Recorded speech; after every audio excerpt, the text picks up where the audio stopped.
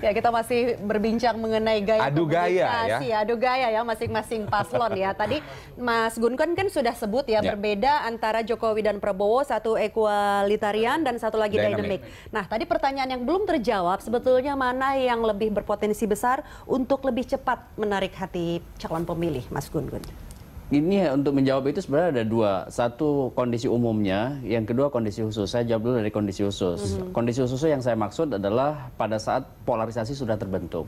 Kan ini kan polarisasi sudah kebentuk. Strong voter pada Jokowi dan Prabowo sudah hampir kebentuk. 80% ya masing-masing ya? Hampir 80%. Yang mungkin mengubah itu ya plus minus 10-15%. Dari mereka yang sudah punya preferensi pilihan pada Jokowi maupun pada Pak Prabowo. Masalahnya adalah ada lapis pemilih yang belum menentukan pilihan, kurang lebih 9-10%, itu namanya undecided voters, dan kalau dikombinasikan dengan swing voters ya plus minus 25%. Nah, ini yang kondisi khusus ini mungkin yang bisa dipengaruhi melalui debat atau melalui isu-isu manajemen isu dan konflik menjelang injury time itu adalah lapis ini.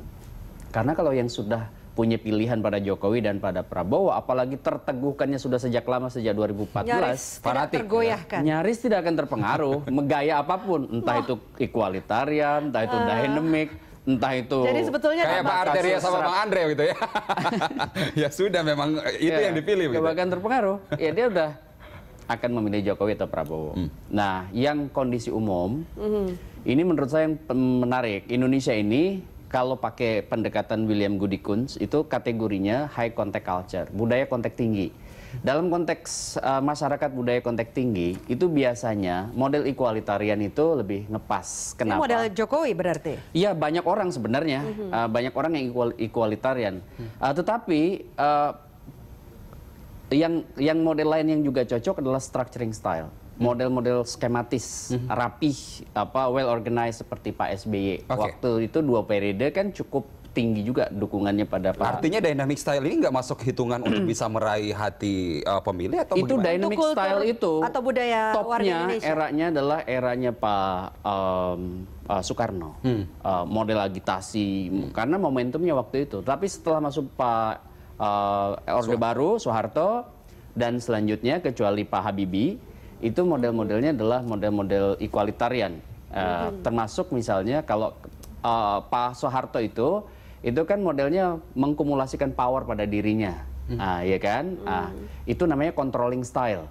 Kenapa bisa bertahan controlling style? Itu karena topangan kekuasaan, sehingga gaya itu nggak berpengaruh juga. Masuk ke Gus Dur, itu model-modelnya adalah model-model sebenarnya dynamic style, tetapi dengan beberapa perubahan, karena Gus Dur itu termasuk juga asertif. Kalau mengkritik itu juga lugas, to the point. Tapi dia penuh dengan humor. Masalahnya, coba kita lihat, masalahnya tidak melalui pemilu langsung kan? Kan pemilunya lewat DPR. Baru masuk 2004, itu pemilunya ada pemilu langsung, Pak SBY dan Ibu Mega. Bu Mega itu controlling style. Gaya komunikasinya controlling style, sementara Pak SBY itu structuring style. Baru masuk ke berikutnya adalah Pak Jokowi, itu modelnya adalah ya kita sama-sama tahu equalitarian, belusukan makanya kan. Kalau disuruh orasi di panggung itu mungkin tidak rapih, struktur berpikirnya loncat-loncat. Meskipun content of message-nya bagi sebagian orang mungkin bisa diterima. Tapi komunikasi interpersonalnya. Tapi komunikasi interpersonalnya adalah jadi kekuatan. Makanya Pak Jokowi kalau pidato coba perhatiin. Misalnya pada saat penyampaian visi kemarin di banyak stasiun TV. Modelnya kan nggak kayak Pak Prabowo yang pidato di depan. Tapi dia dilingkupi orang. Kemudian seolah-olah bertanya, berinteraksi. Kalau Pak Jokowi ke daerah, pidato, dia sering ngambil orang ke panggung. Bagi-bagi sepeda atau apa ya, dan itu modelnya adalah khas menunjukkan satu sisi dia punya kelemahan, yaitu orasi, model retorik yang rapi, tetapi dia bisa memanfaatkan itu menjadi kekuatan. Gitu. Oke, nah apa namanya? Kalau lihat dari dua gaya ini, dynamic, karena tadi kalau disampaikan kayaknya lebih pas gaya equalitarian itu begitu ya. Coba kita tanya Pak Arteria, apakah kemudian akan terus dipertahankan gaya seperti ini? Karena kalau menurut Mas Gun Gun tadi sesuai dengan kultur kita begitu, masyarakat tampaknya menerima hal itu atau bagaimana sih? Tapi catatan sebagian warga juga ya, termasuk di media sosial itu ya Jokowi kelihatannya lebih menyerang. Lebih menyerang katanya. Di debat sebelum perdana. Bang Arteria, saya ada tambahan sedikit. Makanya kemudian dari kubu Pak Prabowo Sandi yang memberi insentif elektoral belakangan itu kan bukan Pak Prabowo, tapi Sandi. Kenapa? Karena dia masuk dengan equalitarian ini ke komunitas, gitu maksud saya. Ya, silakan Pak Arteria. Kalau saya pertama strateginya 02 yang tadi namanya dynamic style itu ternyata gagal. Kenapa? Karena agresinya, kemudian juga tuduhan-tuduhannya itu dengan sangat sederhana terbantahkan dengan bahasa yang sederhana sama Pak Jokowi. Seperti misalnya masalah tebang pilih dan masalah hukum tumpul yang tadi itu. Pak Jokowi mengatakan itu yang Ratna Sarumpait seperti apa, ngaku-ngaku digebukin tapinya oplas. Kan rakyat langsung dapat itu. Itu yang kita katakan komunikasi publiknya benar-benar menyentuh rakyat. Jadi berarti betul tadi malam netizen mengatakan lebih banyak menyerang ya? Tidak menyerang. Nggak menyerang. Itu kan namanya kan dia membalas dengan sentuhan-sentuhan kerakyatan yang seperti itu loh. Kemudian juga yang dikatakan bagaimana persekusi? Ya persekusi yang mana? Yang biasanya dipersekusi berdasarkan laporan polisi kan jelas kaum yang mana gitu loh. Kemudian siapa pelakunya, lihat aja datanya banyak. Andre kan pura-pura lupa, padahal yang banyak persekusinya yang mana. Kemudian yang penegakan hukum yang menyimpang, Pak Jokowi kan gampangnya. Lah ini negara hukum, silakan upaya hukum begitu banyaknya. Ada pra-peradilan, polisi nakal, ada Kompolnas, ada DPR, ada sebagainya. Kok repot gitu loh. Nah yang seperti ini langsung ditangkal dengan gaya komunikasi yang kita katakan tadi begitu merakyat lah. Nah utamanya yang saya katakan keliru adalah Pak Prabowo seringkali membuat statement-statement yang ngeles tapi memperlihatkan kebodohannya. Mohon maaf ini, seperti yang presiden adalah chief law and chief of law chief law and chief enforcement. Saya udah ngecek di googling, nggak ada kalimat chief law, chief enforcement. Sekalipun ada, itu bebannya lebih ditekankan kepada Jaksa Agung berdasarkan yang namanya trias politika yang kita anut. Jadi pertama diksi yang diungkapkan nggak ada, seolah-olah intelek kan? Ya rakyat mungkin saja nggak ngecek, tapi kan sekarang rakyat sudah pegang gadget. Dia tahu ternyata presidennya juga nggak paham ini, cuman ngomong-ngomong yang kayak vikinisasi. Saya juga nggak tahu.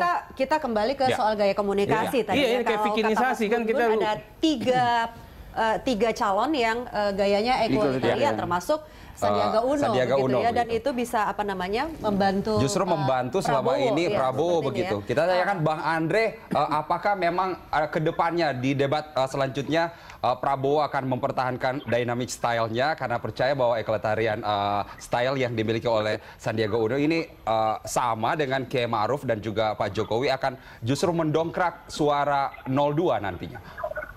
Iya, saya rasa Pak Prabowo kalau berpidato selalu menyesuaikan dengan konstituennya. Ada saatnya beliau bicara seperti dynamic style, ada saatnya beliau bicara dengan equalitarian style. Jadi beliau selalu menyesuaikan dengan kondisi-kondisi yang ada. Dan kita terlihat kemarin Pak Prabowo begitu tenang, tidak berapi-api, datar, itulah. Berbeda dengan Pak Prabowo kalau berpidato dynamic style. Saya ini orang yang sering mendengar Pak Prabowo berpidato berjam-jam ya. Itulah. Tapi itu menunjukkan bahwa kemarin Pak Prabowo begitu tenang. Nah, sehingga kami melihat Pak Prabowo yang begitu tenang jadi kurang merasa gregetan juga. Kenapa Pak Prabowo tidak bicara di saat Pak Jokowi terus terang. Saya melihat Pak Prabowo kok begitu sabar hari ini, hari kemarin itu loh. Nah itu juga yang disebutkan oleh Pak Sudirman Said ya, yang mengevaluasi ini paslon 02. Paslon Anda ini terlihat sangat santun begitu. Bang Andre, tapi saya ingin mendengar tanggapan Anda soal soal gaya Prabowo yang dinilai ini agak abai begitu dengan data. Kalau tadi malam itu contohnya soal luas Jawa Tengah dan jauh Malaysia, dari fakta begitu. Dan selalu muaranya adalah uang dan uang. Iya, jadi gini, uang itu saya jawab dulu soal uangnya. Sekarang dengan kondisi yang seperti ini kau selesaikan masalah bangsa bagaimana? Sebentar Bang Arteria. Sebentar, kasihan dong. Anda ini selalu orang bicara Anda memotong gitu loh. Bang Andre silakan, Bang Andre singkat saja Bang Andre. Coba belajar mendengar orang bicara. Ini penting ini. Bagaimana kemudian ke depannya, Bang Andre, bagaimana ke depannya memastikan bahwa apa yang disampaikan oleh Pak Prabowo dan Pak Sandiaga tadi malam itu harusnya by data ke depannya begitu. Iya. Akurasi data yang dianggap pakai fakta, bukan berdasarkan cerita-cerita. Sebentar Pak Arteria. Itu lagi, saya mau bicara dia potong lagi. Bang Andre singkat saja. Dia aja bicara dari pagi sampai sore. Oke, dilanjutkan, silakan Bang. Nah, soal akurasi data. Saya bilang, permasalahan kita itu mau salah korupsi, ya. Korupsi itu penyebabnya apa? Kita nggak usah munafik deh, gitu loh. Bupati, wali kota, gubernur, menteri, presiden gajinya kecil. Anda bayangkan, direksi BUMN itu gajinya ratusan juta, itu loh. Korupsi juga tapi. Kecil.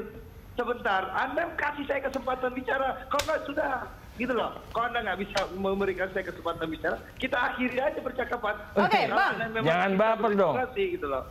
Bang Andre, bagaimana memastikan bahwa debat kedua nanti bahwa data-data yang disampaikan itu kemudian tidak berakhir di meme sosial media itu ada perbandingan bahwa ternyata faktanya apa, datanya apa begitu. Ya, datanya salah. Kenapa Pak Prabowo selalu bicara uang? Karena memang masalah kita negara ini kurang uang. Ya. Yang itu yang tidak pernah diakui Pak Jokowi dari awal. Oke, Bang Andre, tampaknya Anda tidak mau menjawab pertanyaan kita soal akurasi data dan waktu ini sudah habis. Saya harus kembali mengembalikan ke Bang Arteria. Ini soal Bang Arteria ini tanggapan atau evaluasi TKN soal gaya Jokowi yang dinilai terlalu menyerang ini tadi malam. Padahal kan Anda menyebutkan Pak Jokowi ini kan santun begitu ya, kultur Jawa begitu. Tapi terlihat lebih menyerang tadi malam. Singkat saja. Dalam perspektif apa ya? Kita nggak melihat ke arah sana. Anda tidak Pak melihat bahwa Jokowi itu hanya gaya ingin menyerang. menjelaskan, sekalipun itu hanya penegasan biar rakyat bisa merimain ya bahwa jawaban atau sangkaannya salah gitu. Sedangkan jawaban beliau lah yang benar. Sesuai dengan fakta, bukti dan kerja nyata yang selama ini dilihat. Bagaimanapun masih akan ada 4 debat lagi yang akan kita tunggu. Yang nanti kita masih ngundang Kang Gun-Gun lagi ya ke sini begitu. Bagaimana kita nanti melihat 4 debat sisanya gitu ya. Asal jangan dipotong Bung Arteria. Bang Andre, jangan bosan untuk bergabung bersama kita ya. Seru sekali siang hari ini. Bang Andre terima kasih, Pak Arteria terima kasih, Kang Gun terima kasih sudah hadir bersama kami. Kita harus mengakhiri Lansok. Dan pemirsa demikian Lansok hari ini. Anda bisa mengirimkan informasi dan saran kepada kami lewat email di redaksi@berita1.tv. Ya, bisa juga Anda memfollow kami melalui Twitter, Facebook, dan YouTube serta Instagram. Nantikan Lansok setiap hari pukul 13 hingga 14 waktu Indonesia Barat. Terima kasih dan sampai jumpa.